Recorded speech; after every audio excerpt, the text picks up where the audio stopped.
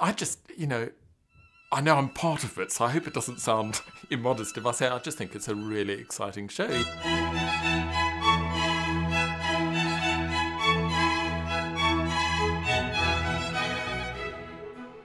Every time I do this program, we start out with this wonderful Charpentier Te Deum with Crispian blazing away on the trumpet. And it's, there's an incredible sense of style to and this sort of, grandeur. Many of the Baroque trumpet tunes are very familiar. People know them all from weddings. The Prince of Denmark's March, the Trumpet Voluntary and the Stanley Voluntary. And this time we're doing some a wonderful set of pieces by Henry Purcell, who's probably my favourite composer. And I've put together a little suite which lasts about 9 minutes of some of the best of his stuff.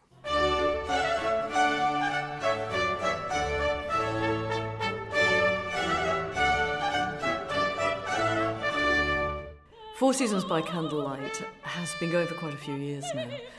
What do you think it is that makes this concert so magical? I've always loved this ethos because, first of all, visually, you've got lots of different people coming on and off the stage. To people that aren't used to classical music, that's, very attractive. There's always something for them to watch. Now, in the new version, we have David Juritz not only playing the Four Seasons magnificently, but he leads it from the violin. And that, again, is very good for the punters, for the audience, to follow what's going on in the music. At the time that Vivaldi wrote it, would have most likely, in fact, conductors didn't even exist then, so it would have been directed by the soloist.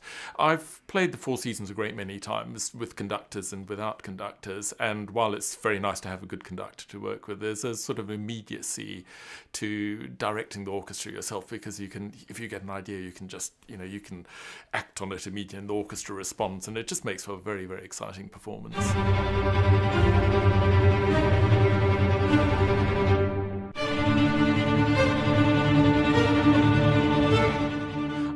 The Four Seasons is one of the most theatrical pieces in the repertoire. It's just Vivaldi gives you this.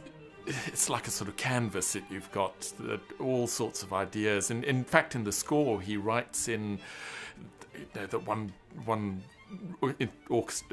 part of the orchestra has got to play like a dog. There's a famous bit in one of the movements of Spring where viola has to imitate a dog barking, or you've got people falling over on the ice, or you have raindrops or the wind blowing. And so, with all those images which Vivaldi gives to us, you can really just let your imagination, run wild. Got a wonderful singer, Rebecca Bottone, and very glamorous too. I mean, I know David and I are very glamorous, but she's even more so.